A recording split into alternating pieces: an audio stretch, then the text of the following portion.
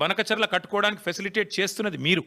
ఒక్క రూపాయి ప్రజా సొమ్ము కూడా దుర్వినియోగం కాలేదు అని మొదటి నుంచి మేము చెప్తున్న మాట ఇవాళ మళ్ళొక్కసారి రుజువు అవుతా ఉంది.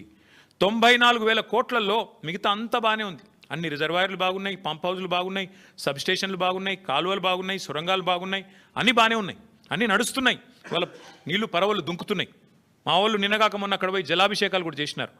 ఇవన్నీ ఇట్లా ఉంటే 94,000 కోట్లలో 250 కోట్లు మళ్ళీ నష్టం జరిగితే దాన్ని ఆ ఏజెన్సీయే పెట్టుకుంటానని ముందుకొస్తే ఇవాళ 1,00,000 కోట్ల కుంభకోణం అని అబద్ధాలు ప్రచారం చేసినందుకు ముఖ్యమంత్రి రేవంత్ రెడ్డి గారు, కాంగ్రెస్ పార్టీ ముక్కు నేలకు రాసి ఈ రాష్ట్ర ప్రజలకు క్షమాపణ చెప్పాలి. ఒకవైపు గోదావరి నీళ్లను వాడుకుంటూ, ఒకవైపు గోదావరి నీళ్లను, కాళేశ్వరం ద్వారా వచ్చిన నీళ్లను ఇవాళ హైదరాబాద్లో మూసీకి అనుసంధానం చేస్తున్నామని చెబుతూ, మరొక వైపు ఈ రకంగా చిల్లర ప్రచారం చేస్తున్నందుకు, ఆ కాళేశ్వరాన్ని కేసీఆర్ గారిని బదనాం చేస్తున్నందుకు ముక్కు నేలకు రాసి క్షమాపణ చెప్పాలి అని మేము డిమాండ్ చేస్తూ ఉన్నాం. దీని వెనకాల ఇంకొక ముఖ్యమైన కుంభకోణం కూడా ఉంది. ఇదేదో కొత్త ప్రాజెక్ట్ కాదు. This paper is from 18th May 2023, 18 మే 2023. ఇందులో ఏం రాసిందండి? భాగ్యనగరంలో గలగల గోదావరి. ఇది దేని మీద బేస్ చేసుకొని రాసినారు? 17 మే 2023 నాడు కేబినెట్ సమావేశం జరిగింది పెద్దలు కేసీఆర్ గారి నాయకత్వంలో, ఆయన ముఖ్యమంత్రిగా. 17 మే 2023 అందులో ఏ నిర్ణయం తీసుకున్నారు? భాగ్యనగరానికి ఆ రోజు మూసీ ప్రాజెక్టు చైర్మన్గా పెద్దలు సుధీర్ రెడ్డి గారు, ఎల్బీ నగర్ ఎమ్మెల్యే గారు ఉన్నారు. ఆ రోజు ఏ నిర్ణయం తీసుకున్నామంటే కేవలం 1,100 కోట్ల ఖర్చుతో, కేవలం 1,100 కోట్ల ఖర్చుతో కాళేశ్వరం ప్రాజెక్టులో ఉన్న కొండపోచమ్మ సాగర్. ఇక్కడ ఒక విషయం మిత్రులందరికీ మీకు అర్థం కావాలి. కేసీఆర్ గారు కాళేశ్వరాన్ని ఎట్లా డిజైన్ చేశారంటే హైదరాబాద్ నెత్తిన, ఎందుకంటే హైదరాబాద్ మహానగరం భారతదేశంలో అల్టిమేట్గా 2వ అతిపెద్ద నగరంగా మారబోతుంది. తప్పకుండా మారుతుంది. ఈరోజు జనాభా 1,20 లక్షలు కావచ్చు, భవిష్యత్తులో 3 కోట్లకు పెరుగుతుంది. అందుకే కేసీఆర్ గారు కాళేశ్వరం డిజైన్ చేసినప్పుడే రోజుకు 3 టీఎంసీల నీళ్ళు ఎత్తిపోస్తే భవిష్యత్తులో మనకు 1 టీఎంసీ నీళ్లు హైదరాబాద్కే అవసరం పడుతుంది. 3 కోట్ల జనాభా పెరిగిన తర్వాత మళ్ళీ కొత్తగా నీళ్ల కోసం ఇవాళ చెన్నైలోనో లాటూరులోనో ఎట్లయితే రైళ్లల్లో ట్యాంకర్లు పెట్టి తెచ్చుకుంటున్నారో ఆ అవస్థ మన భవిష్యత్ తరాలకు ఉండొద్దన్న ఉద్దేశంతో చాలా ముందు చూపుతో 3 టీఎంసీల నీళ్లను మేడిగడ్డ నుంచి ఎత్తిపోసి ఇక్కడికి తీసుకొచ్చి మిడ్మానేర్ నుంచి ఆడికెళ్ళి పైకి తీసుకురావాలని ఒక ఆలోచన చేసినారు. అందులో భాగంగానే ఆనాటి మా ప్రభుత్వం తీసుకున్న నిర్ణయం ఏంటి అంటే కొండపోచమ్మ సాగర్ 618 మీటర్ల పైన ఉంటుంది సముద్ర మట్టానికి. మల్లన్న సాగర్ 560 మీటర్లు, 557 మీటర్ల మీద ఉంటుంది. మన గండిపేట 540 మీటర్ల మీద ఉంటుంది.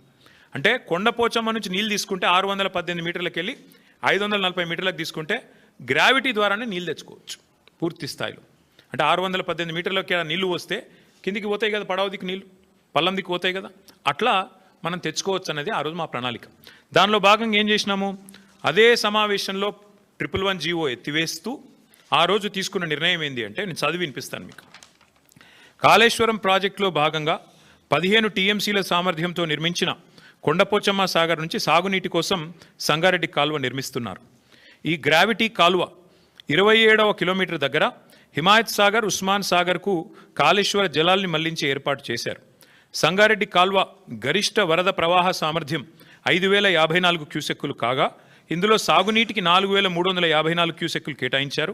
మిగతా 700 క్యూసెక్కులను జంట జలాశయాలకు తరలించి మూసీ ప్రక్షాళనకు కేటాయించారు. సంగారెడ్డి కాల్వ 27వ కిలోమీటర్ నుంచి మళ్లించే కాళేశ్వర జలాలని సమీపంలో ఉన్న రావల్కోల్ చెరువుకు తరలిస్తారు. అక్కడి నుంచి కాల్వ ద్వారా లేదా పైప్ లైన్ ద్వారా ముత్తంగి ప్రాంతం మీదుగా గండిపేట జలాశయానికి తరలిస్తారు. గండిపేట నుంచి జలాలు హిమాయత్ సాగర్కు వస్తాయి. అక్కడి నుంచి ఏడాది పొడవునా జంట జలాశయాలు కాళేశ్వరం జలాలతో నిండుగా ప్రవహించనున్నాయి. దీంతో పాటు ఇంకొక ముఖ్యమైన మాట, హుసేన్ సాగరు హైదరాబాద్ నడిబొడ్డున ఉంటుంది. హుసేన్ సాగర్ని కూడా ఎప్పటి నుంచో నడుస్తున్నాయి ప్రణాళికలు క్లీన్ చేయాలని. మేము ఆ రోజు ప్లాన్ చేసింది ఏంటంటే జంట జలాశయాల నుంచి, అంటే గండిపేట నుంచి బుల్కాపూర్ నాలా ద్వారా మనం హుసేన్ సాగర్ కూడా ఆ రోజే ప్లాన్ చేసినాం. హుసేన్ సాగర్ కూడా గోదావరి జిల్లా తీసుకొచ్చి బుల్కాపూర్ నాలా ద్వారా, అంటే గండిపేట నుంచి బుల్కాపూర్ నాలాలో ఒక పాయ వదిలిపెడితే గోదావరి నీళ్లు దాని నుంచి స్ట్రైట్గా హుసేన్ సాగర్ కూడా వస్తాయి. తద్వారా మొత్తం ఇటు హుసేన్ సాగర్ అటు 2 జంట జలాశయాలు కూడా పూర్తిగా సమృద్ధిగా ఉంటాయనేది మన agenda. This is from 17th May 2023 cabinet in KCR government. కేవలం 1,100 కోట్ల రూపాయలతోనే ఈ పని చేయవచ్చు. కానీ ఇవాళ ముఖ్యమంత్రి ఏం చేస్తున్నారు, ఈ ప్రభుత్వం ఏం చేస్తున్నది? ఇవాళ మీరు పేపర్ యాడ్ చూడండి. కొండపోచమ్మ దగ్గర మేం సోర్స్ పెడితే దాన్ని కట్ చేసినారు, తీసేసినారు. కారణం లోగుట్టు పెరుమాళ్ళకెరక అని వారికే తెలియాలి, మాకు తెలియదు. 1100 కోట్లతోనైపోయే ప్రాజెక్టును ఇవాళ 7,380 కోట్లు, 90 కోట్లు, అంటే దాదాపు 7 రెట్లు పెంచేసినారు. ఎవరి కోసం, ఎందుకోసం చెప్పరు, సమాధానం రాదు.